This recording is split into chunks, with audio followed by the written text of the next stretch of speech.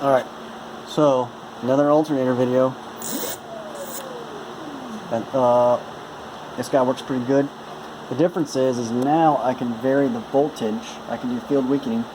I programmed it at 15 volts going in, and so what I can do, let's just see something else.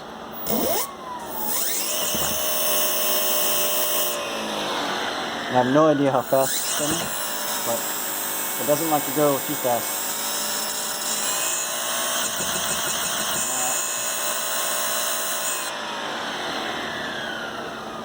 That's pretty cool.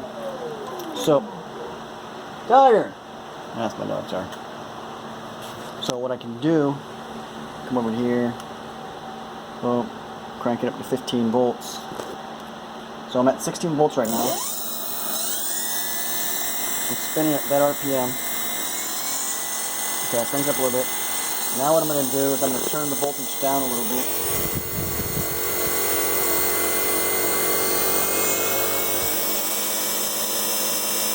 Now at 8 volts, I haven't changed the throttle position to spread up my RPM. So you can do field weakening for sure, that's really cool. Now let the throttle off. So, this controller, 48 volt, 84 volt. Yeah, and so I did have it hooked up to just this one pack. This is 27 volts each pack, and it did not like it. But 84 volts, that's pretty sweet. And this guy is a little bit warm. This guy is a little bit warm, a little bit hot, warmer than atmospheric, but not much.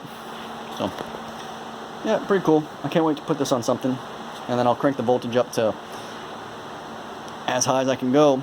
And then what I plan to do is to have an Arduino look at the RPM and throttle position, and what I was going to have it do is 0 throttle, 0 current to the field, and then as you roll throttle on, it'll give max current to the field looking at RPM, and once RPM gets up to some number, I don't know what it is, I gotta play with it, but once it's there, then it will start field weakening as the RPM goes up. So, yeah, and there's one of my pet spiders. His name's Saranto.